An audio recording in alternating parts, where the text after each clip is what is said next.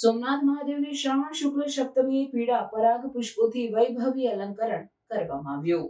ગીર સોમનાથ જિલ્લાના પ્રખ્યાત આદિ જ્યોતિર્લિંગ શ્રી સોમનાથ મહાદેવ મંદિરે શ્રાવણ શુક્લ સપ્તમી નિમિત્તે પીળા પરાગ પુષ્પોથી વૈભવી અલંકરણ કરવામાં આવ્યું હતું. મંદિરે આયોજિત આ વિશિષ્ટ અન્નમોના દર્શનથી ભક્તજનોને દિવ્ય આનંદનો અનુભવ થયો હતો. કમળ, ભરખ્યા, ગલગોટા અને અન્ય રંગીન પુષ્પોથી શિવલિંગ તથા મંદિર આસપાસનું વાતાવરણ નિહાળી ભગવાન મહાદેવના કુદરતી તેજના મધુર રંગો મહિમાવંત બન્યા હતા. દેશ વિદેશના હજારો હરિભક્તો શ્રાવણ મહિનામાં સોમનાથ મંદિરે દર્શન માટે ઉમટી પડે છે.